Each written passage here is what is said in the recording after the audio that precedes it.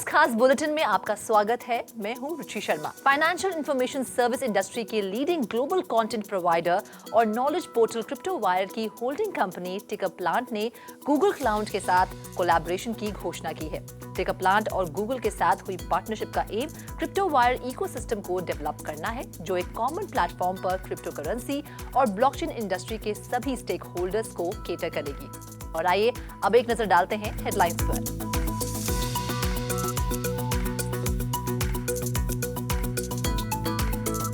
USDF stable coin offer करने के लिए अमेरिकन बैंकों ने बनाया संगठन। शॉर्ट सेलर्स द्वारा अपनी पोजीशन लिक्विडेट करने पर बिटकॉइन पहुंचा $43,000 से ऊपर। जैक डॉर्सी ने बिटकॉइन लीगल डिफेंस फंड की घोषणा की। कजाकिस्तान में 90% बिटकॉइन माइनिंग ऑपरेशन फिर से स्टार्ट होने के बाद भी नहीं बढ़ा hash rate.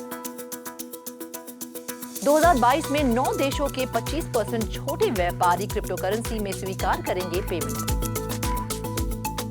Mercado bitcoin operator ने खरीदा पोर्टुगीज क्रिप्टो एक्सचेंज। 2022 के अंत तक अमेरिका के 1/3 लोग खरीदेंगे बिटकॉइन। नए टैक्स नियमों की लटकती तलवार के बावजूद थाई एक्सचेंज लॉन्च करेगा digital asset trading platform. Crypto products offer करने के लिए जीरो हैश ने $105 मिलियन जुटाए। छोटे बिटकॉइन माइनर की लगी लॉटरी ब्लॉक सॉल्व करके कमाए 6.25 BTC। USDF नाम के अपने स्टेबल कॉइन को ऑफर करने के लिए federal deposit insurance corporation insured की 5 बैंक्स ने एक एसोसिएशन बनाया है, जो नॉन बैंक इशूड इक्विवेलेंस के पीछे के रिजर्व के कंसर्न को टैकल करेगा।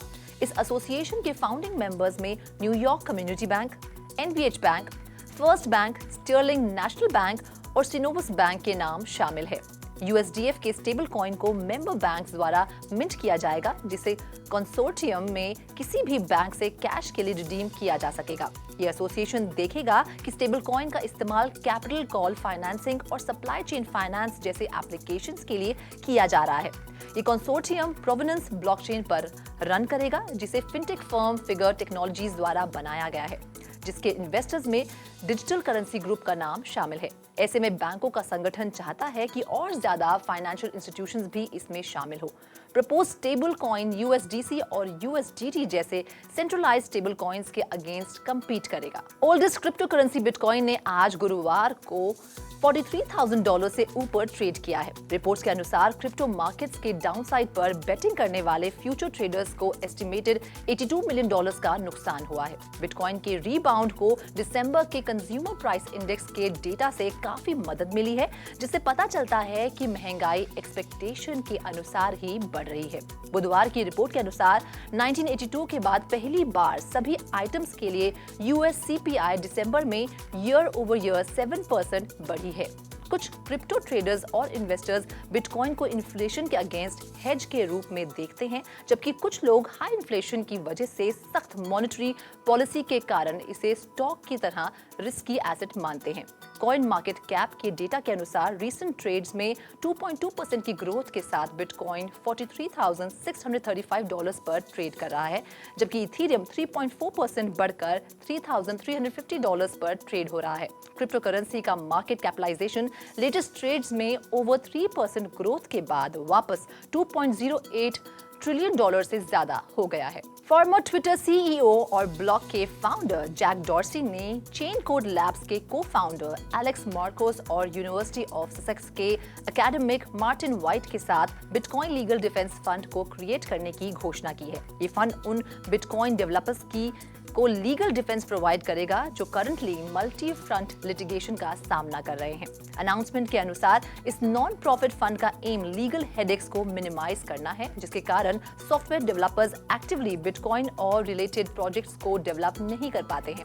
इनिशियली फंड में डेवलपर्स के लिए वॉलंटियर्स और पार्ट टाइम लॉयर्स शामिल होंगे, जिसका लाभ डेवलपर्स उठा सकते हैं। हालांकि जैक डॉर्सी के अनाउंसमेंट ईमेल में ये भी कहा गया है कि फंड का बोर्ड ये निर्धारित करने के लिए जिम्मेदार होगा कि वो कौन से मुकदमे और डिफेंडेंट्स की मदद करेंगे।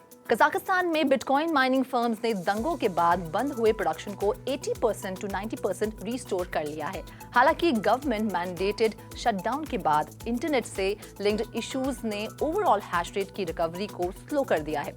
Kazakh national association of blockchain और डेटा सेंटर इंडस्ट्री के हेड एलन डोर्डीजीव के अनुसार बिटकॉइन माइनिंग ऑपरेशंस को एक वीक के अंदर पूरी तरह से रिस्टोर किया जा सकता है। बिटकॉइन की टोटल प्रोसेसिंग एक्टिविटी में कजाकिस्तान की हिस्सेदारी लगभग 18% है, जो यूएस के बाद दुनिया की सेकेंड हाईएस्ट प्रोसेसिंग एक्टिविटी है। वीजा इनकॉर्पोरेटेड द्वारा किए गए सर्वे के अनुसार दुनिया भर के 9 देशों में लगभग 1/4 छोटे बिजनेसेस ने 2022 में डिजिटल करेंसीज को पेमेंट के रूप में स्वीकार करने की प्लानिंग कर ली है।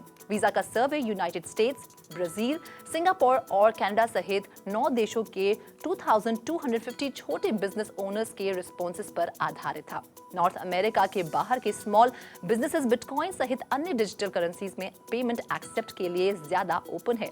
सर्वे में ये भी पता चला है कि United Arab Emirates, Hong Kong, Singapore और ब्राजील में 30% से ज्यादा छोटे व्यापारियों ने आने वाले महीनों में कस्टमर्स को क्रिप्टो में पेमेंट करने का ऑप्शन प्रोवाइड करने की प्लानिंग की है। लैटिन अमेरिका के सबसे बड़े crypto currency exchange Mercado bitcoin ने अपने ग्लोबल फुटप्रिंट को एक्सपैंड करने के लिए पोर्टुगीज सेंट्रल बैंक द्वारा लाइसेंस प्राप्त लिस्बन बेस्ड क्रिप्टो एक्सचेंज क्रिप्टोलोजा में कंट्रोलिंग स्टेक खरीद लिया है। इस न्यू डील का एम मर्काडो की होल्डिंग कंपनी 2TM को over the counter exchange services के साथ यूरोप में एक्सपेंशन शुरू करने में मदद करना है।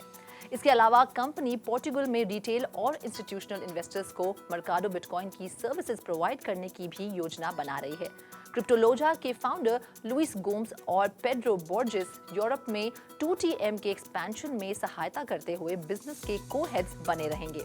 पोर्टुगीज क्रिप्टो एक्सचेंज खरीदने के लिए 2TM ने 2021 में जापानीज फाइनेंशियल जायंट सॉफ्टबैंक जैसे इन्वेस्टर्स से जुटाए गए अपने $250 मिलियन के स्टैश का इस्तेमाल किया है।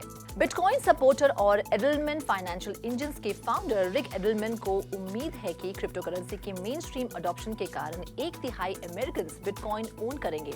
उन्होंने इस हफ्ते की शुरुआत में CNBC प्रोग्राम में ये कहा था। एडलमैन, जिन्होंने द ट्रूथ अबाउट क्रिप्टो नाम की बुक रिलीज की थी, उनका सोचना है कि गवर्नमेंट्स, कॉर्पोरेशंस, फाउंडेशंस और पेंशन फंड्स सभी बिटकॉइन में इन्वेस्ट कर रहे हैं।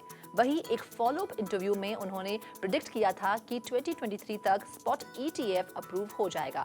उनके views United states securities and exchange की कमिश्नर हेस्टर पियर्स के विचारों से काफी मेल खाते हैं। थाईलैंड के स्टॉक एक्सचेंज ने ऐसे समय में खुद के डिजिटल एसेट ट्रेडिंग प्लेटफॉर्म को लॉन्च करने की घोषणा की है जब थाईलैंड की सेंट्रल बैंक क्रिप्टो इंडस्ट्री को दबाने की कोशिश कर रही है। थाईलैंड के एक्सचेंज ने कहा है कि वे इन्वेस्टमेंट में यंगर जनरेशन के इंटरेस्ट को केटर करने के लिए साल के 3rd क्वार्टर में थाई डिजिटल एसेट एक्सचेंज को लॉन्च करेगा। पिछले 1 साल में थाईलैंड में स्टॉक और क्रिप्टो ट्रेडिंग को लेकर बढ़ोतरी हुई है। 2021 में 1.6 मिलियन नए ट्रेडिंग अकाउंट्स ओपन हुए थे, जो पिछले साल की तुलना में 40% ज्यादा है। थाई रेवेन्यू डिपार्टमेंट का कहना है कि वह इस महीने के अंत तक क्रिप्टो ट्रेडर्स और माइनर्स के लिए टैक्स रिपोर्टिंग रिक्वायरमेंट्स को फाइनलाइज करेंगे। हालांकि थाईलैंड के सेंट्रल बैंक ने बिजनेसेस और कमर्शियल बैंक्स को बार-बार चेतावनी दी है कि वो क्रिप्टो डीलिंग्स और पेमेंट से दूर रहें।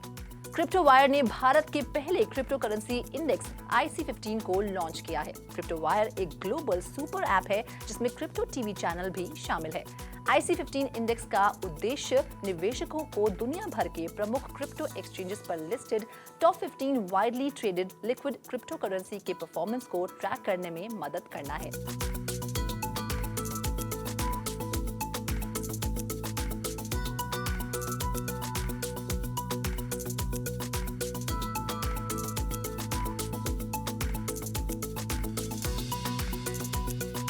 खास बुलेटिन में फिलहाल इतना ही।